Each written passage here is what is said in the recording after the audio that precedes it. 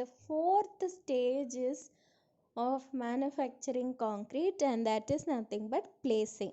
At first we did the batching is nothing but measuring the ingredients, and second step is mixing. We mixed the ingredients to a homogeneous mixture, and then we transported to the places where we are going to place the concrete. Sometimes we mix the concrete in the ground floor and take it to the first floor. So first floorல work நடக்கும்போது we shifted to the first floor. So நடுவில் we have a transportation process, and we will place the concrete in a particular place, and that stage is placing. And how to place in that places, or how to prepare the surfaces before placing the concrete, all those points will be learnt in this placing of concrete. One of the important property that we should look after while placing the concrete is, while we are mixing the concrete, we will mix till it has a uniform color, as well as a homogeneous mixture, as well as a material of right consistency. When they are transporting, when the transporting is done correctly, then it will also retain its all the properties, uniformity, homogeneity, without segregation or bleeding. The same way they have to be placed in the places where it has to be put on, so that in a systematic manner we have to concrete should be placed. Depending upon the places where we are going to place the concrete, the requirements or the important parameters to be considered varies. First of all, concrete when we have to put concrete for foundation. For foundations now, soil we do the excavations and we are going to place the foundations. Then we are placing it inside the earth. Earth is nothing but soil. We are going to place it inside the earth material or earth mold. So placing the concrete for foundations is different. So what are the requirements required there? We will learn about it. Also we will learn about placing the concrete within a formwork. Formwork அப்படின்னா என்னென்னா, பலகை அடிப்பாங்க. Concrete போடுறதுக்கு முன்னாடி பலகை அடிப்பாங்க, பார்த்துருப்பீங்க. வால்ஸில் roof போடும்போது, காங்க்ரீட் பீம்ஸ் போடும்போது, இல்லை காங்க்ரீட் காலம்ஸ் போடும்போது ஃபார்ம் ஒர்க்ஸ் பலகை அடிப்பாங்க. பழைய காலத்தில் பலகை யூஸ் பண்ணுவாங்க. அதை தான் ஒரு மோல்டு மாதிரி க்ரியேட் பண்ணி அதுக்குள்ளே தான் காங்க்ரீட்டை போர் பண்ணுவாங்க. போர் பண்ணி காங்க்ரீட் ஹார்டன் ஆனதுக்கப்புறம் அந்த பலகையை எடுத்துருவாங்க. இப்போ ஸ்டீல் பிளேட்ஸ், பெரிய ஸ்டீல் ஷீட்ஸ் யூஸ் பண்ணுறாங்க. அதுதான் ஃபார்ம் ஒர்க். அதான் ஃபார்ம் ஒர்க். அந்த ஃபார்ம் ஒர்க்கு எப்படி அதில் காங்க்ரீட் பிளேஸ் பண்ணும்போது பண்ணணும் அப்படிங்கிறத we will learn. Also we will learn about steel shutters. பழைய காலத்தில் formwork is a timber farm work. Nowadays steel shutters farm work are used. அதில் போடும்போது என்னென்ன கன்சிடர் பண்ணணும். Also when placing columns, column beamஸில் போடும்போது எப்படி போடணும் அப்படிங்கிறத we will be learning.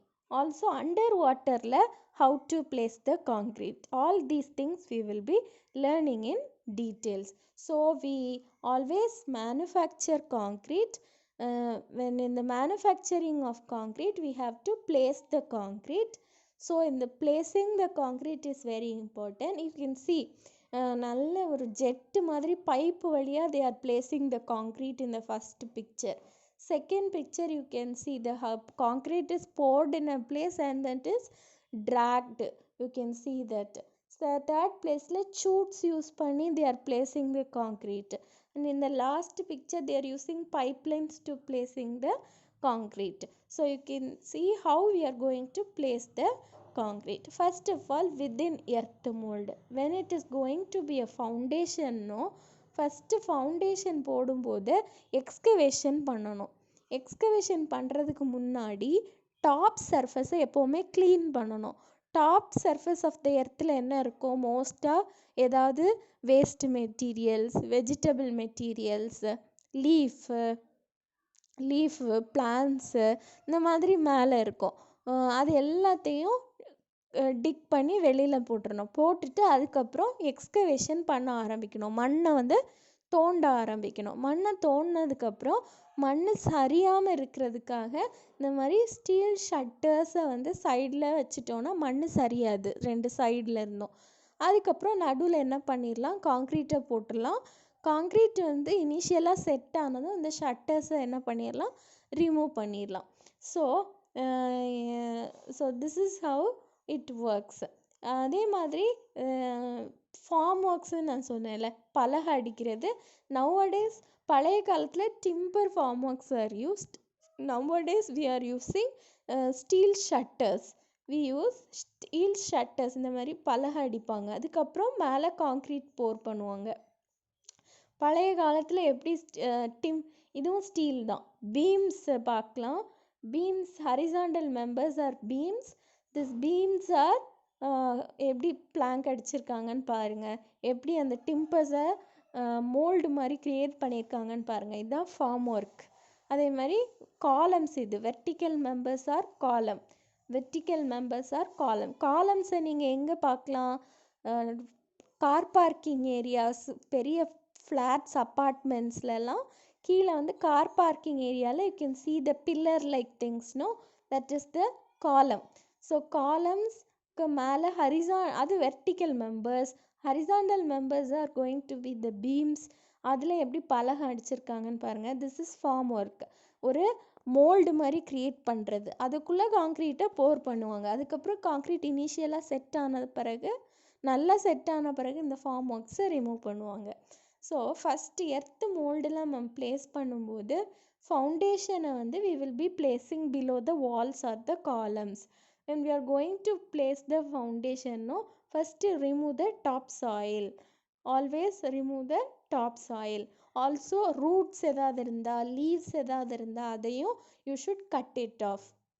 Also foundation போடும்போது பக்கத்தில் எதுவும் பெரிய ரூட்டட் ட்ரீஸ் இல்லாமல் இருக்கணும். ஒய்? பிகாஸ் லேட்டர் டேஸில் அந்த ட்ரீஸோட ரூட்ஸ் வந்து காங்க்ரீட்டை போய் உடைக்க வாய்ப்பு இருக்குது. It may pierce the concrete. So we should be very careful to remove the roots of the trees passing through the concrete.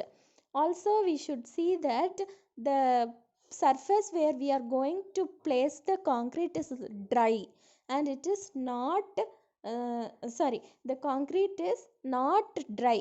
ரொம்ப வறண்ட நிலமா இருந்துச்சுன்னு வச்சுக்கோங்க, காங்க்ரீட்டில் என்ன இருக்கும், வாட்டர் இருக்கும். the water will be absorbed by the concrete, absorbed by the soil. அதனால மண்ணில் போடுறதுக்கு முன்னாடி, காங்க்ரீட்டை மண்ணில் போடுறதுக்கு முன்னாடி you should just dampen or wetten the surface of the கிரவுண்டை வந்து நல்லா வெட்டன் பண்ணிட்டு தான் காங்க்ரீட்டை போடணும். ரொம்ப இல்லை, ஜஸ்ட் வெட்டன். ஜஸ்ட்டு தண்ணியை வச்சு தெளித்து ஸ்ப்ரிங்கிள் பண்ணி விட்டு டேம்ப் பண்ணதுக்கப்புறம் லைட்டாக ஈரமானதுக்கப்புறம் தான் காங்க்ரீட்டை போடணும். இல்லைன்னா என்ன ஆயிரும், ட்ரை கிரவுண்டாக இருந்தால் try ground will absorb the water from the concrete. We know that காங்க்ரீட்டுக்கு இல்லை சிமெண்ட்டுக்கு water is very important. Otherwise hydration process will not happen, gel will not be formed, strength will not be developed. So it is always important to notice that the concrete poured is in a damp place. ஒரு ஈரமான இடத்துல தான் concrete should always be poured. Then if it is very wet, ரொம்ப ஈரமாக இருக்குது, ஒரு கெனாலில் தண்ணி ஓடுற மாதிரி, ஒரு சேனலில் தண்ணி ஓடுற மாதிரி நல்லா தண்ணி ஓடிட்டே இருக்குன்னு வச்சுக்கோங்க, அதில் காங்க்ரீட் போட முடியுமா? போட முடியாது. அது அப்படியே அடிச்சிட்டு போயிடும். So we should see that நிறைய தண்ணி இருந்துச்சுன்னா என்ன பண்ணணும், ஃபவுண்டேஷன் போடுறதுக்காக மண்ணை தோண்டுறோம், ஆனால் ரொம்ப தண்ணியாக இருக்குது, வாட்டர் டேபிள் ஹையாக இருக்குது, அப்படியெல்லாம் ப்ராப்ளம்ஸ் இருந்துச்சுன்னா we should de-water it. தண்ணியை வந்து வெளியில் நிறைய மெத்தட்ஸ் இருக்குது, அதை வச்சு we will de-water the water and then we should place the concrete. Always we should be very careful with that. Water கம்மியாகவும் வாட்டர் இல்லாமலும் இருக்கக்கூடாது, வாட்டர் அதிகமாகவும் இருக்கக்கூடாது. ஆல்சோ சம்டைம்ஸ் பக்கத்தில் ஏதாவது இப்போ ரிவர் பக்கத்தில் ஃபவுண்டேஷன் போடுறோம் அப்படின்னா நீங்கள் இங்கே தோண்ட தோண்ட அங்கே சைடில் இருந்து தண்ணி வந்து இங்கே பெர்கோலேட் ஆகி இந்த எக்ஸ்கவேட் பண்ணுற லேண்டுக்கு வர வாய்ப்பு இருக்குது. இப்போ ரிவர் ஹை லெவலில் இருக்குது, உங்கள் ஏரியா கீழே இருக்குது அப்படின்னா ஹை லெவலில் இருக்க வாட்டர் வந்து அப்படியே சீப் ஆகி இல்லை பெர்கோலேட் ஆகி மண்ணில் ஹரிசாண்டலாக மூவ் ஆகி உங்களோட எக்ஸ்கவேட் பண்ணுற பிளேசஸ்க்கு வர வாய்ப்பு இருக்குது. ஸோ அந்த மாதிரி பிளேசஸில் வந்து we should always divert the water if water comes through that way, so that இந்த பிளேஸ் வந்து நம்ம காங்க்ரீட் போடுற இடம் வந்து ட்ரையாக இருக்கிற மாதிரி பார்த்துக்கணும். Okay, you can see the picture. This is a column, vertical member, very big column.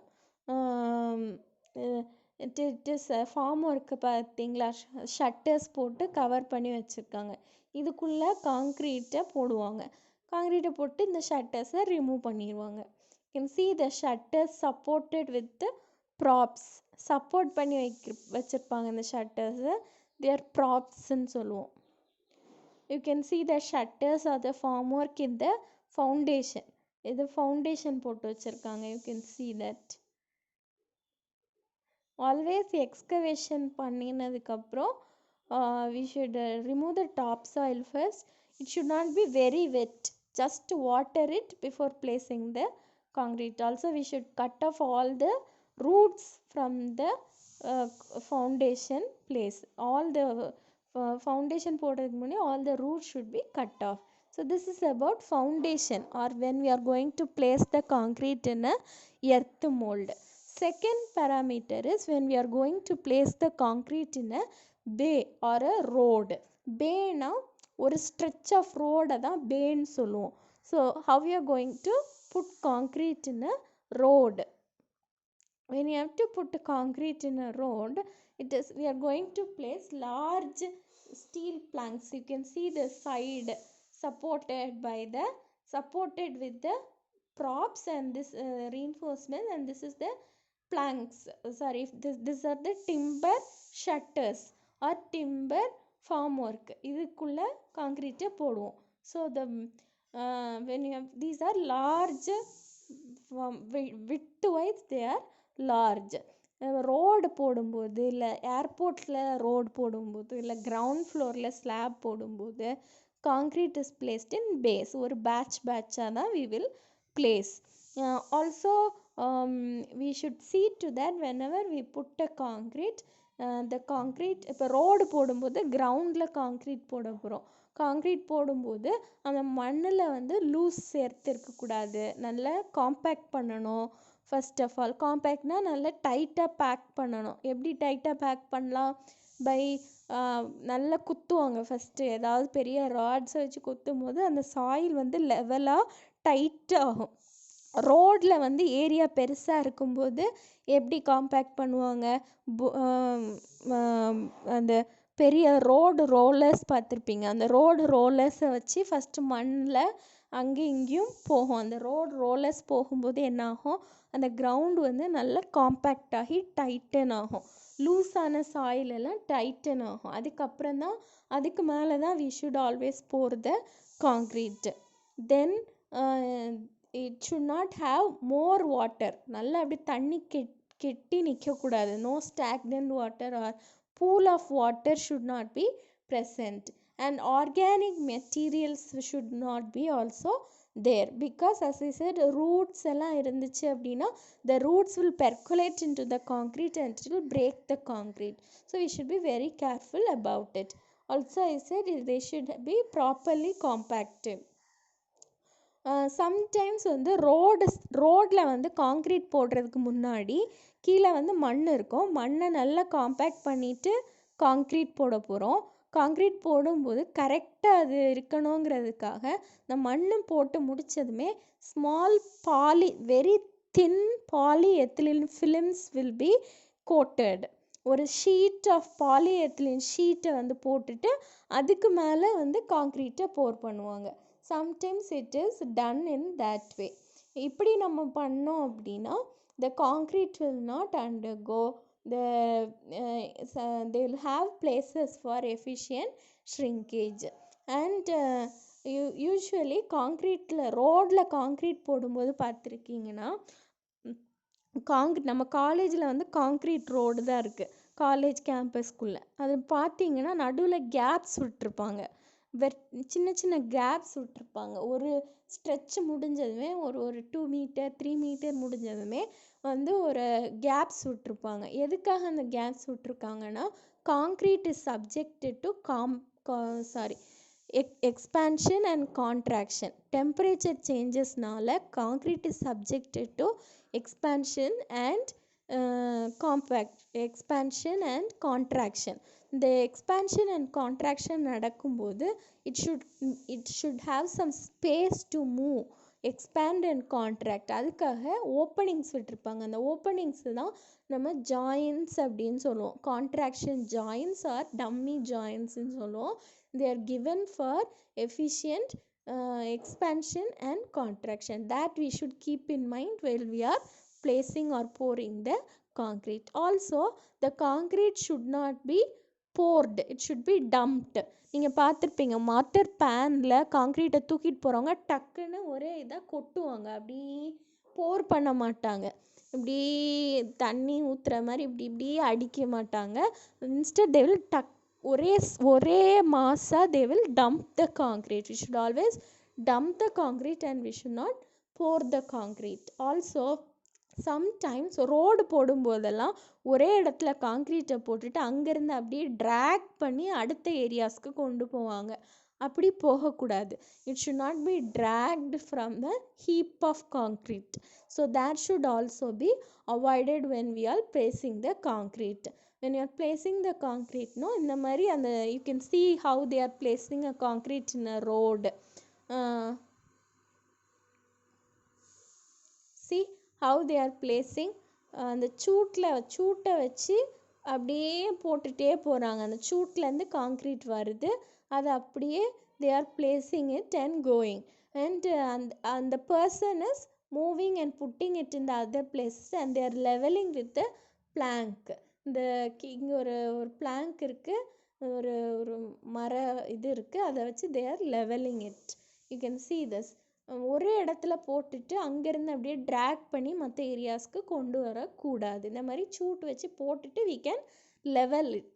So this is how we will place the concrete. Next, when we have to place the concrete in a dam structure, பெரிய dam structure போடும்போது இல்லை பெரிய bridges மாதிரி கட்டும்போது how we are going to place the concrete. பிரிட்ஜஸோட apartments இல்லை apartments கட்டும்போது, அபார்ட்மெண்ட்ஸ்னால் the end columns of the end பில்லர்ஸ்ன்னு சொல்லலாம். the end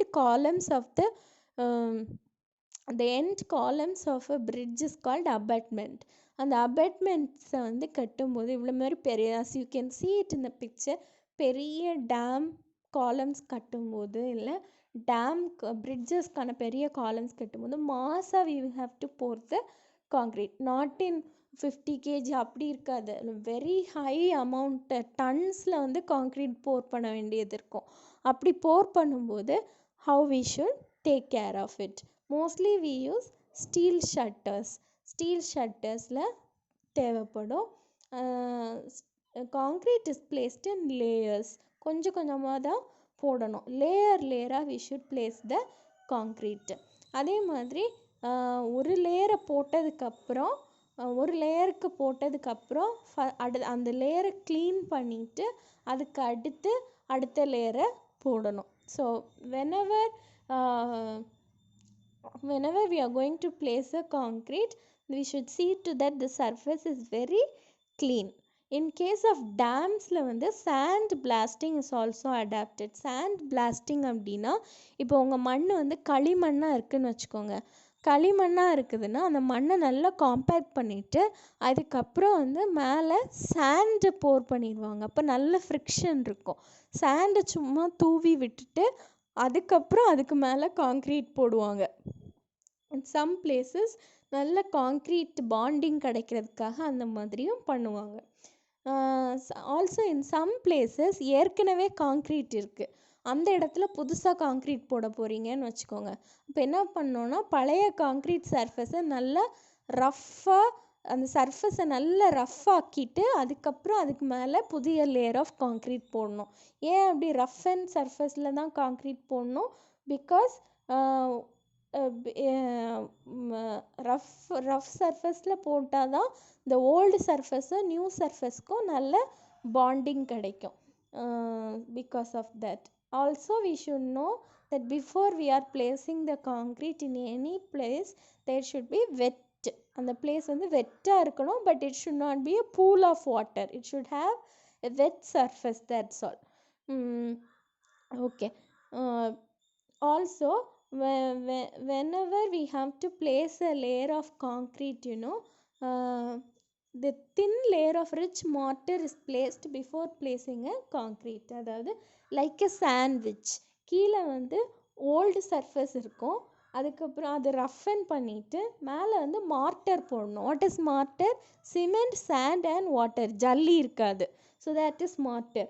அப்போது அந்த சர்ஃபேஸ் போட்டுட்டு அதுக்கு ஒரு க்ளூ மாதிரி அந்த மார்ட்டர் வில் ஆக்ட், அதுக்கப்புறம் அதுக்கு மேலே காங்க்ரீட் போடணும். So there are different ways when you are placing it as a layer by layer. when you are placing it by a layer by layer, we should scrub and make the surface dry, rough before placing the concrete. We should see to that the surface is wet.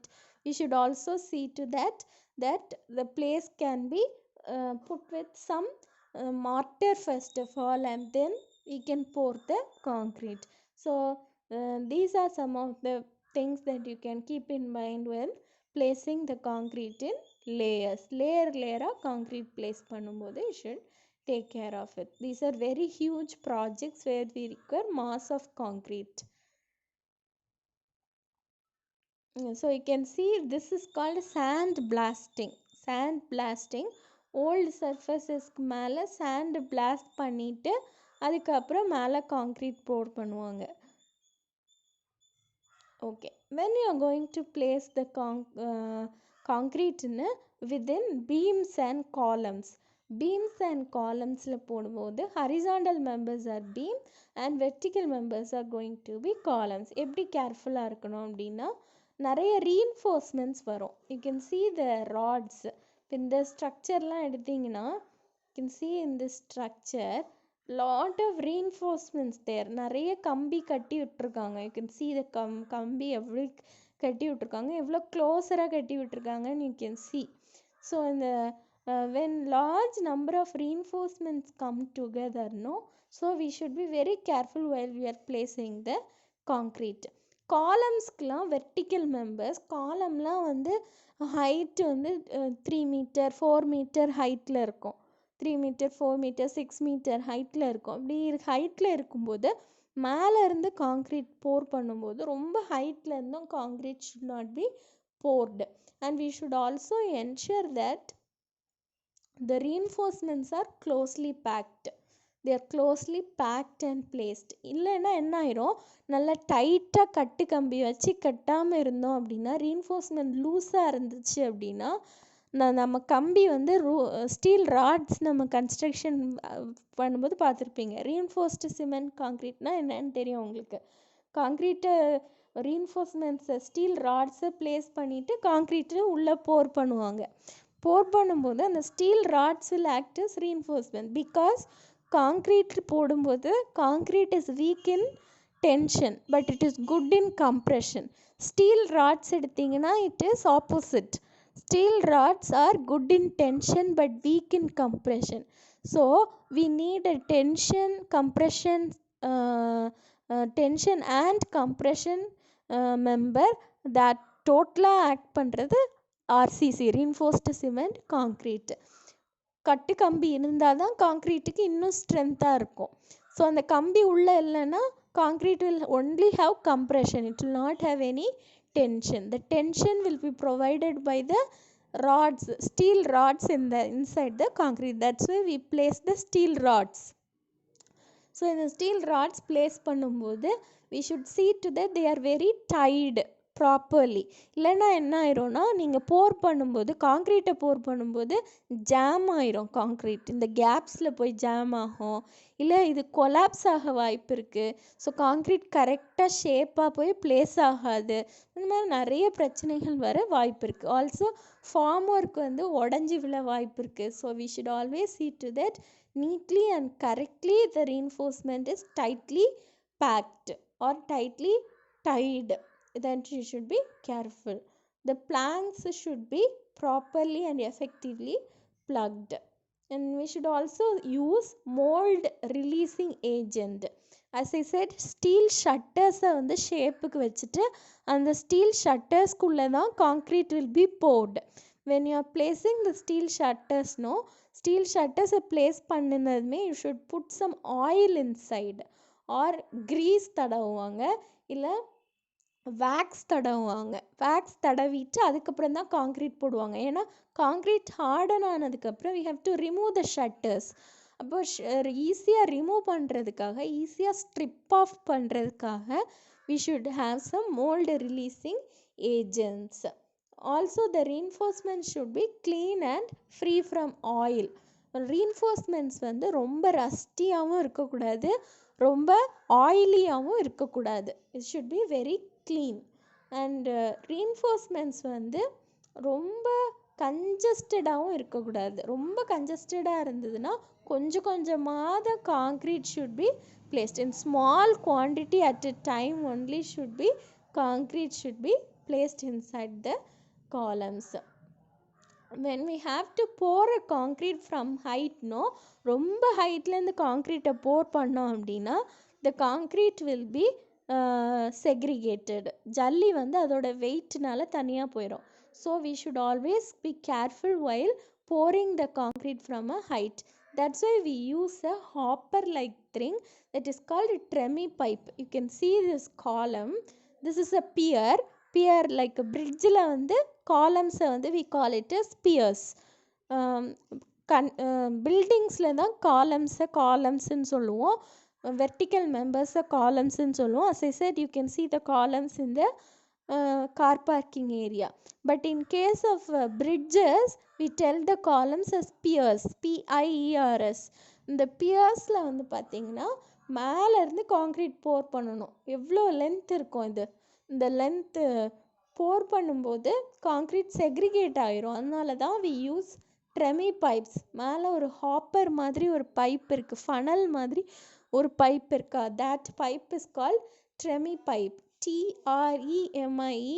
Tremie pipes are used for pouring the concrete in the columns. You can see the tremie pipes used for pouring the concrete in the columns so that less segregation is needed. Okay, எப்போ வந்து நம்ம form ஒர்க்கை remove பண்ணணும்? Okay, இந்த columns நம்ம போடுறீங்க, இந்த காலம்ஸை சுற்றி ஷட்டர்ஸ் போடுறீங்க, அதுக்கப்புறம் ராட்ஸ் இருக்குது, ராட்ஸ் வச்சதுமே ஷட்டர்ஸ் போட்டுட்டு அந்த ராட்ஸ்குள்ளே காங்க்ரீட்டை போர் பண்ணிடுறீங்க. இந்த ஷட்டர்ஸை ரிமூவ் பண்ணுறீங்க. இந்த ஷட்டர்ஸை எப்போ ரிமூவ் பண்ணணும்? For different structures different time is limited. Walls and காலம்ஸாக இருந்தால் 16 to 24 ஹவர்ஸில் ரிமூவ் பண்ணிடலாம். ஸ்லாபாக இருந்தால் 3 days ரிமூவ் பண்ணலாம். பீமாக இருந்தால் 7 days ரிமூவ் பண்ணலாம். ஸ்லாப் ஸ்பேன் வந்து less than 4.75 7 days. Slab is nothing but the roofs. Concrete roofs are called slabs. இந்த concrete roofs வந்து slabsன்னு சொல்லுவோம். இந்த roofs, if the length of the roof is 4.5 mm, less than 4.5 mm, then we can go for 7 daysக்கு அப்புறம் அந்த ஷட்டர்ஸை remove பண்ணணும். if it is more than 4.75 mm 14 days remove பண்ணணும். அதே மாதிரி பீம்ஸ் வந்து ஹரிசாண்டல் மெம்பர்ஸ். உங்கள் கிளாஸ் ரூம்ஸ்லலாம் பழைய கிளாஸ் ரூம்ஸை இமேஜின் பண்ணி பாருங்கள், ஹரிசாண்டலாக மெம்பர்ஸ் இருக்கும் அதில் பில்டிங்ஸில். ரூஃபுக்கு நடுவில் ஹரிசாண்டல் மெம்பர்ஸ் இருக்கும், தே ஆர் பீம்ஸ். உங்கள் வீட்டில் இருக்கான்னு தெரியலை, ஃப்ளாட்ஸில் இருந்தீங்கன்னா இருக்கும். இல்லை நார்மல் ரெசிடென்ஷியல் பில்டிங்ஸில் பீம்ஸ் பார்க்க முடியாது, கிளாஸ் ரூம்ஸில் நீங்கள் பார்க்கலாம், கல்யாண மண்டபம்ஸில் பார்க்கலாம், லாங் ஹால்ஸில் நீங்கள் பார்க்கலாம், பெரிய ஃப்ளாட்ஸில் நீங்கள் பார்க்கலாம் பீம்ஸ் போகிறது. ஸோ அந்த பீம்ஸ் வந்து பீம்ஸோட ஸ்பேன் வந்து 6 மீட்டரை விட கம்மியாக இருந்துச்சுன்னா 14 டேஸ்க்கு அப்புறம் தான் should remove the shutters the formwork. or if it is greater than 6 meter we can go for 21 days. Then the placing the last topic is how to place the concrete inside a water. வாட்டருக்குள்ள concrete place பண்ணுறது எப்படி? Underwater concreting. That concept is called underwater concrete. You can see a man placing concrete inside the water. How you are going to place concrete inside the water? We don't use normal cement for this.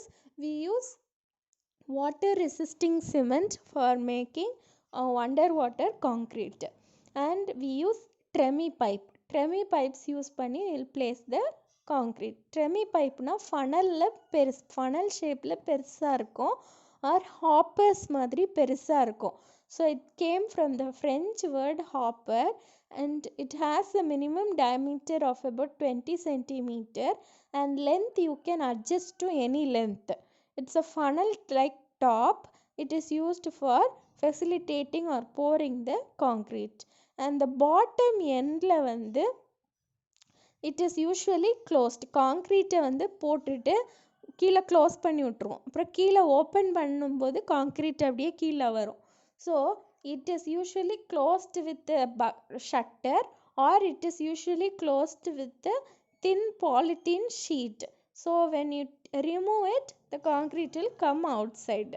Polythene sheet வச்சு close பண்ணியிருப்பாங்க. We should see to that the end is blocked till we are going to place the concrete inside the water. No water should be inside the tremie pipe. tremie pipeக்குள்ள water இருக்கக்கூடாது. Usually under வாட்டரில் concrete place பண்ணும்போது slump வந்து ஹையாக இருக்கணும். ஸ்லம்ப்னா என்ன அப்படின்னா, நம்ம மிக்ஸ் பண்ணுற காங்க்ரீட் வந்து எவ்வளோ நீங்கள் அப்படியே காங்க்ரீட் எடுத்து போர் பண்ணி பார்த்தீங்கன்னா அதால் எவ்வளோ நேரம் இப்படி நேரம் நிற்க முடியுதோ, கொலாப்ஸ் ஆகாமல் ஒரு ஃப்ரெஷ் காங்க்ரீட்டால் எவ்வளோ நேரம் நிற்க முடியுதோ அதுதான் ஸ்லம்ப்புன்னு சொல்லுவோம். இந்த ஸ்லம்ப் வந்து தண்ணி ரொம்ப அதிகமாக இருந்துச்சு காங்க்ரீட்லனா it can't stand at all. அப்படியே ஓடும் காங்க்ரீட், அப்படியே ஓடிடும் தண்ணி அதிகமாக இருந்துச்சுன்னா. ஸோ ஸ்லம்ப் வேல்யூ வந்து 0. இதுவே காங்க்ரீட்டில் வந்து தண்ணியே நீங்கள் ஆட் பண்ணல, தண்ணி லைட்டாக தான் ஆட் பண்ணியிருக்கீங்க அப்படின்னு போர் பண்ணி பார்த்தீங்கன்னா அப்படியே நிற்கும் காங்க்ரீட் ஸ்டிஃபாக. ஸோ அது வந்து ஸ்லம்ப் அதிகமாக இருக்குது அப்படின்னு அர்த்தம். ஸோ வாட்டர் வந்து நம்ம ஆட் பண்ணும்போது கம்மியாக தான் ஆட் பண்ணணும் when we use for underwater concreting. You can see it in the picture. You can see this picture. This is a tremie pipe. It is hopper like thing, and மேலே வந்து concrete will be poured. கீழே வந்து the hopper will be connected to pipelines, and தண்ணிக்குள்ளே வந்து concrete will be, அந்த pipelines will be inserted. வெளியிலேருந்து நம்ம அந்த ட்ரெமி பைப்புக்குள்ளே காங்க்ரீட் போட்டுகிட்டே இருப்போம். காங்க்ரீட் போடுறது எப்படி போடுவாங்கன்னா, ஃபஸ்ட்டு ஒரு கொஞ்சம் காங்க்ரீட்டை போட்டுட்டு அப்புறம் என்ன பண்ணுவாங்கன்னா இந்த பைப்பை மேலே எடுப்பாங்க, மேலே எடுத்து அடுத்த லேயர் போடுவாங்க, அதுக்கப்புறம் மறுபடியும் மேலே எடுப்பாங்க, அடுத்த லேயர் போடுவாங்க. ஸோ இந்த மாதிரி ஸ்டெப் பை ஸ்டெப் இல்லை லேயர் பை லேயராக கீழே இருந்தே மேலே வரைக்கும் காங்க்ரீட்டை போர் பண்ணிகிட்டே வருவாங்க using this tremie pipe. Due to the weight of the concrete or by gravity, the concrete flow falls from top to bottom. Okay, and at the end we should always see to that no water enters inside the concrete or the tremie pipe. உள்ள concrete மட்டும்தான் உள்ளேருந்து வெளியில் வரணுமே தவிர reverse ஆர்டரில் water ட்ரெமி பைப்புக்குள்ளே போகக்கூடாது. that we should always ensure. Okay, one more thing is, usually தண்ணி இருக்கிறதுனால காங்க்ரீட் தானே வந்து காம்பேக்ட் பண்ணிக்கும். There is no need to apply any compaction or vibration to the concrete. There is no need of compaction in under water concreting. So you can see the tremie pipe. Tremie pipe வழியாக concrete உள்ள தண்ணிக்குள்ளே வருது. இந்த தண்ணியோட ப்ரெஷரை விட hydrostatic ப்ரெஷரை விடைக்கும் அதிகமான pressure will be there inside the tremie pipe. So tremie பைப்லேருந்து காங்க்ரீட் செம ப்ரெஷராக ஃபாஸ்ட்டாக வந்து கீழே டெபாசிட் ஆகும். அப்புறம் மறுபடியும் ட்ரெமி பைப்பு மேலே தூக்குவாங்க. மறுபடியும் மேலேருந்து காங்க்ரீட்டை ஃப்ளஷ் அவுட் பண்ணுவாங்க. மறுபடியும் it will deposit. So by layer in a pillar or a column it is placed. The concrete is placed. You can see the Tremi pipes models available in the market. Offshore platformsல எப்படி use பண்ணுறாங்கன்னு பார்க்கலாம். Offshore platformsனா inside the shore, that is inside the sea. We are not in the shore. Offshore, onshore-னா நம்ம கடற்கரையில் நிற்கிறோன்னு அர்த்தம். Offshore-னா கடற்கரை கிடையாது, கடலுக்குள்ளே நிற்கிறோன்னு அர்த்தம். ஸோ ஆஃப்ஷோர் பிளாட்ஃபார்ம்ஸ்லையும் இந்த மாதிரி ட்ரெமி பைப்ஸ் வச்சு தான் காங்க்ரீட்டை வந்து they are poured inside. And one important point is compaction is not needed. Actually இந்த பிளேசிங் ஸ்டேஜோட அடுத்த ஸ்டேஜ் வந்து காம்பேக்ஷன் ஆஃப் காங்க்ரீட். லேண்டில் போட்டிங்கன்னா மட்டும்தான் காம்பேக்ஷன் இஸ் நீடட். வாட்டருக்குள்ளே ப்ளேஸ் பண்ணிங்கன்னா compaction is not needed. You can see the ட்ரெமிக் பைப் மாடல்ஸ், பெரிய long length models, 12-inch tremie pipes. You can see the lifting caps, see the platforms connected with tremie pipe. இந்த பிளாட்ஃபார்ம்ஸை கடலுக்குள்ளே கொண்டு போயிட்டு அதிலிருந்து காங்க்ரீட் இஸ் poured inside. பழைய காலத்தில் ஒரு மெத்தட் யூஸ் பண்ணிகிட்டு இருந்தாங்க, பேக்டு காங்க்ரீட்னு. இந்த மாதிரி ட்ரெமி பைப்ஸ் வர்றதுக்கு முன்னாடி இந்த மாதிரி பேக்ஸில் வந்து concrete will be taken inside the water and பேக்குக்கு கீழே வந்து ஓப்பனிங் இருக்கும். அந்த ஓப்பனிங்கை எடுத்து விட்டுட்டாங்கன்னா அந்த காங்க்ரீட் அப்படியே போய் ப்ளேஸ் பண்ணிவிட்டு மறுபடியும் வந்து அடுத்த பேக்கை உள்ளே விடுவாங்க. ஸோ பைப்ஸ் வழியாக விடாமல் பேக்ஸ் வழியாகவும் concrete is placed inside the concrete. Another method is grouting. கிரவுட்டிங்னா என்னென்னா, இப்போது நம்ம ஒரு டெய்லி டூத் ப்ரஷ்க்கு பேஸ்ட் யூஸ் பண்ணுறோம். And when we use the பேஸ்ட்னோ அண்ட் ப்ரஷ்ஷில் டூத் பேஸ்ட்லேருந்து அப்படியே ப்ரெஸ் பண்ணிங்கன்னா என்னாகும், ப்ரெஷரில் அந்த டூத் பேஸ்ட் வெளியில் வருது. இங்கே ப்ரெஸ் பண்ணும்போது ப்ரெஷரில் வெளியில் வருது. அதே மாதிரி cement slurry, cement and water alone, அதை வந்து ஹை ப்ரெஷரில் நம்ம ஒரு இடத்துல விட்டோம் அப்படின்னா that cement slurry when applied at a very high pressure, no, அந்த இடத்துல that they will go and stiffen that place.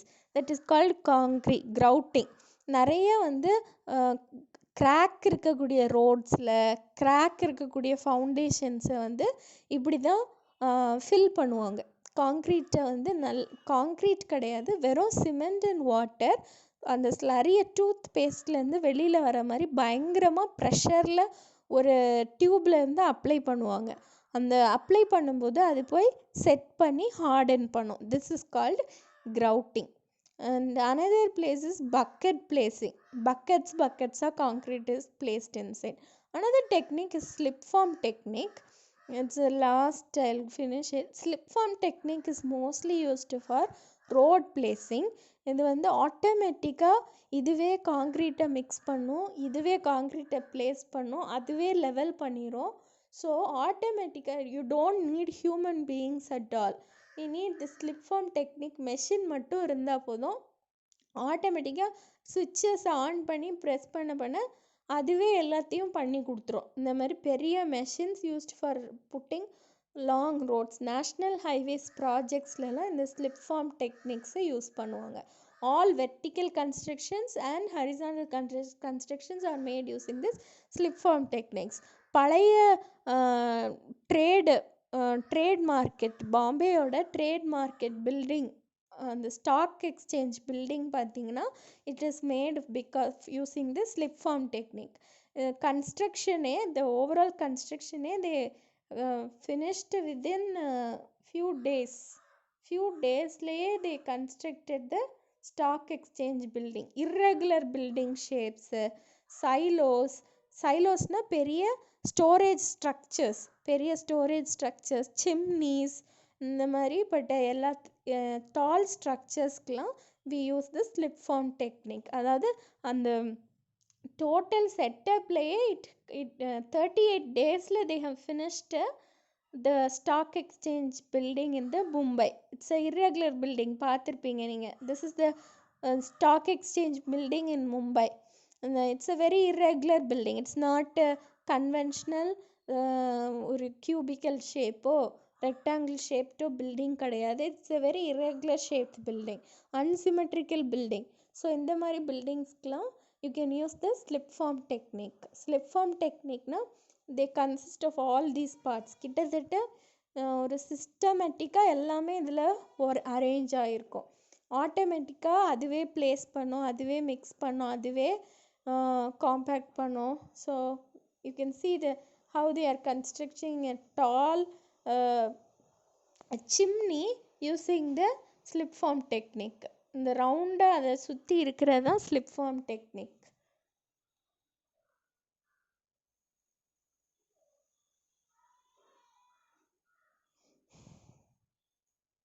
Road போடும்போது அந்த ஸ்லிப் ஃபார்ம் எக்யூப்மெண்ட்ஸை யூஸ் பண்ணிங்கன்னா தட் இஸ் ஸ்லிப் ஃபார்ம் பேவர்ஸ். அதுவே போட்டு அதுவே காம்பேக்ட் பண்ணி அதுவே வைப்ரேட் பண்ணி கொடுத்துரும், ஸ்ட்ரென்தன் பண்ணி கொடுத்துரும். So this is about placing the